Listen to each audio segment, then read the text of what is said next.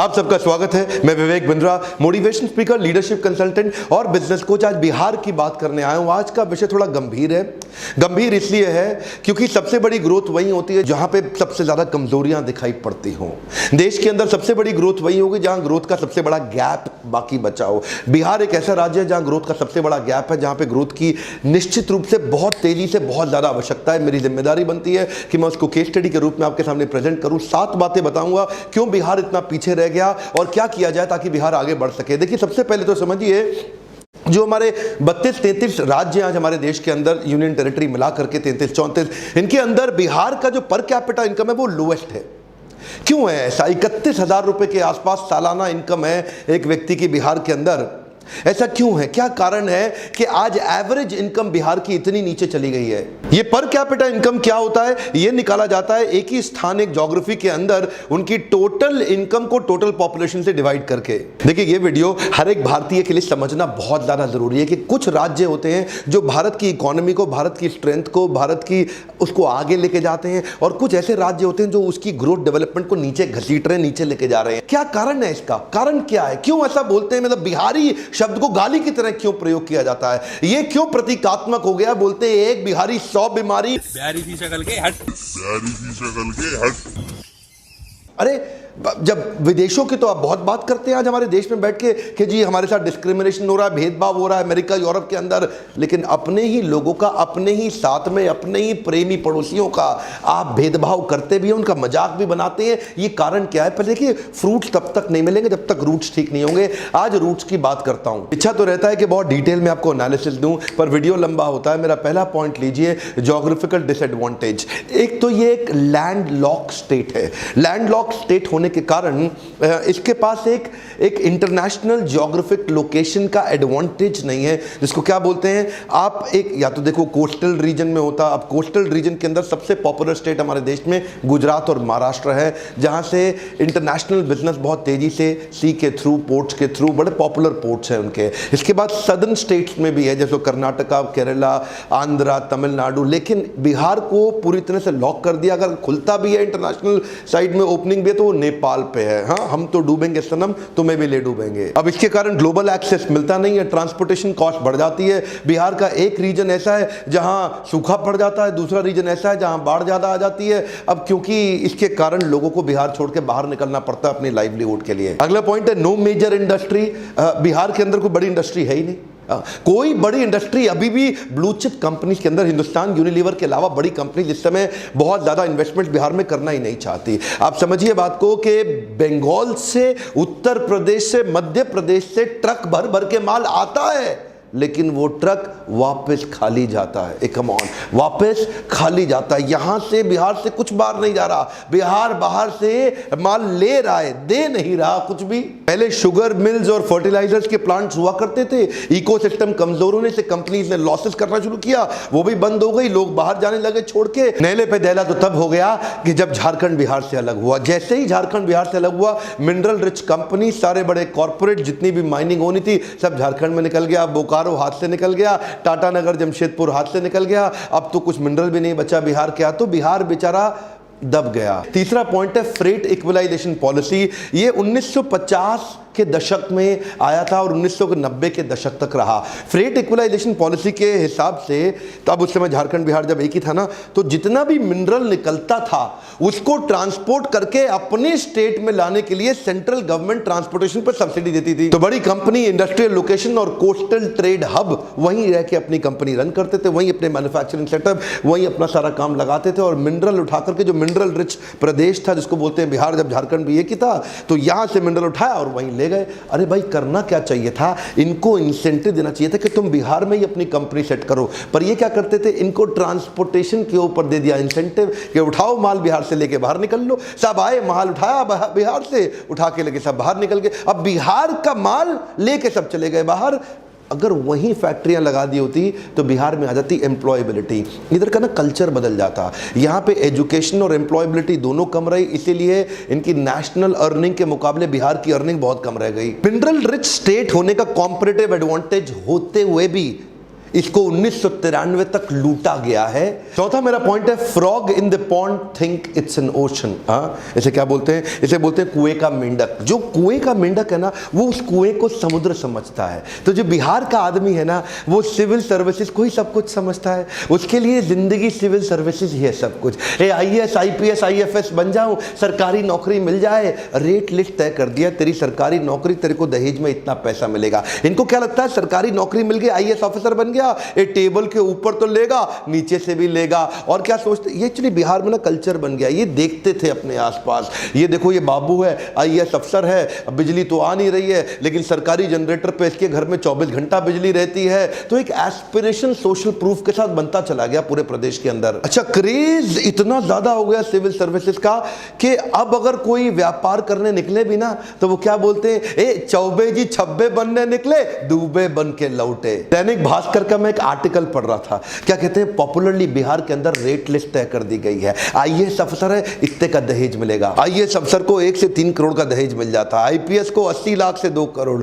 IRS IFS को 50 से 80 लाख मिलेगा, थोड़ा कम मिलता है बेचारों को। इंजीनियर PSU PCS ऑफिसर बन जाए, 40 से 80 लाख मिलेगा। एक्चुअली इसमें जात पे भी डिपेंड करता है, ऊंची जात को 80 लाख, नीची जात को 40 लाख। बैंक PO दरोगा स्टेशन मास्टर 15-20 लाख ले लेगा। सरकारी पियोन भी खाली हाथ नहीं जाएगा, वो भी 5 लाख रुपए तो निकाल लेगा दहेज के। ये क्या हो गया, ये सरकारी नौकरी ही सब कुछ है।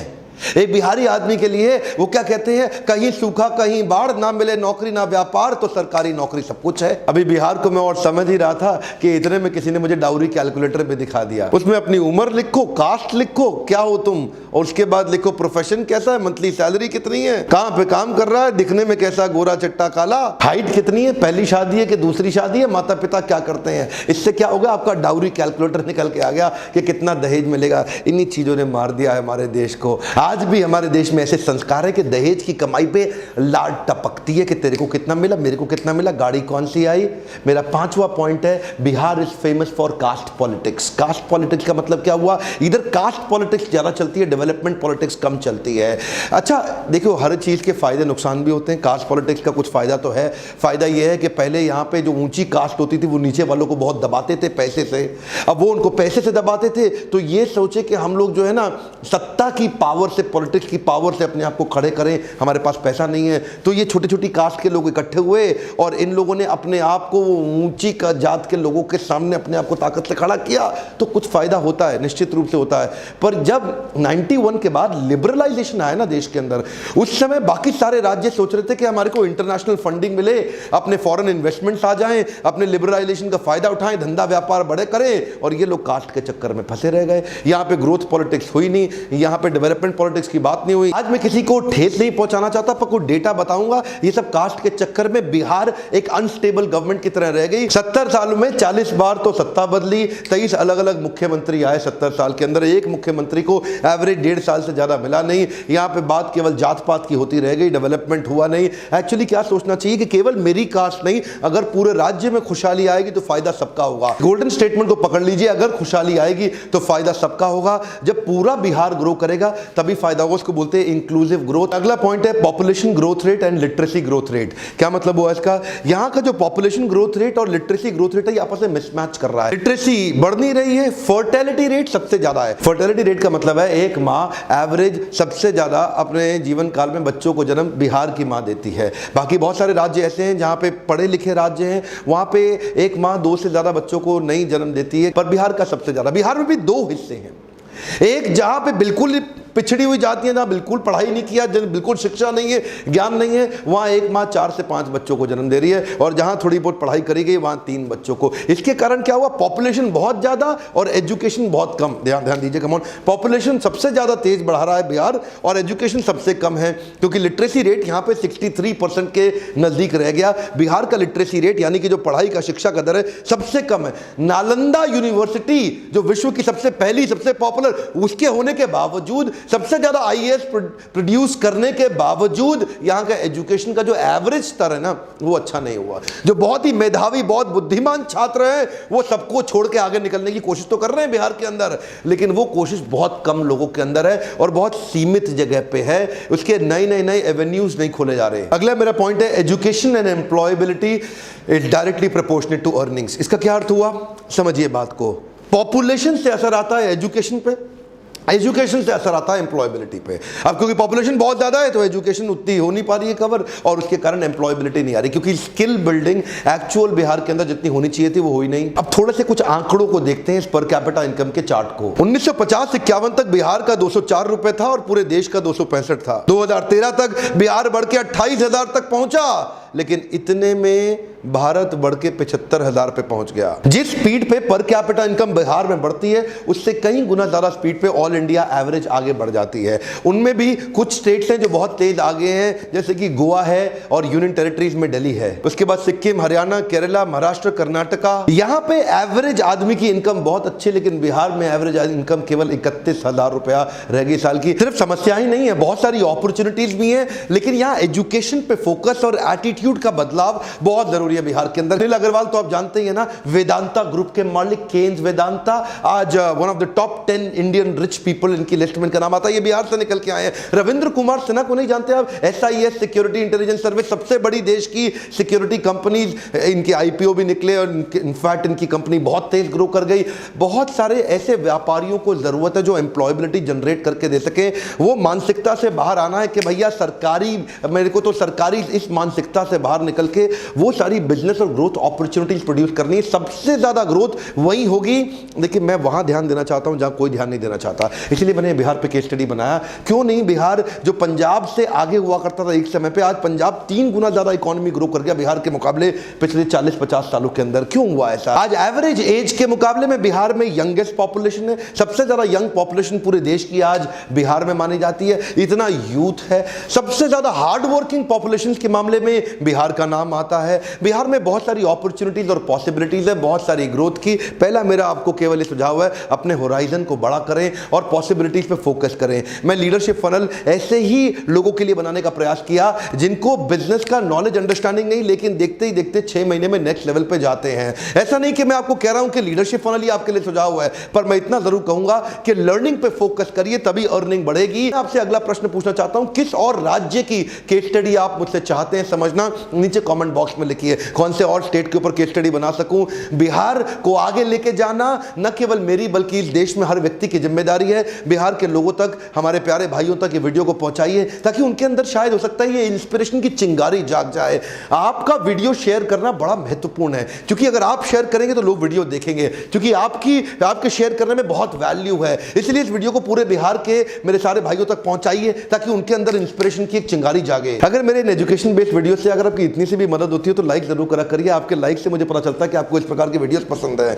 मैं सोचता हूं कई प्रकार के लोगों पे वीडियो बनाऊं, गुजराती पे बनाऊं, कभी सोचता हूं सिंधी पे बनाऊं, मारवाड़ी पे बनाऊं, कितनी तरह की केस स्टडीज बनाने का मेरा मन करता है। पर एक बात रिक्वेस्ट करूंगा, अपने आसपास हर व्यक्ति से सब्सक्राइब कराइए और कम से कम बिहार के अंदर हर आदमी को बोलिए सब्सक्राइब करने के लिए। बिहार की पॉपुलेशन आज 10 करोड़ की है, one of the largest populated state in the country, जिसकी अगर ग्रोथ हो गई तो पूरा देश बदल जाएगा। मेरे साथ जुड़े रहने के लिए, वापिस आके हर वीडियो को देखने के लिए प्रेम पूर्वक हर बार की तरह फिर से इस बार आप सबका बहुत बहुत धन्यवाद।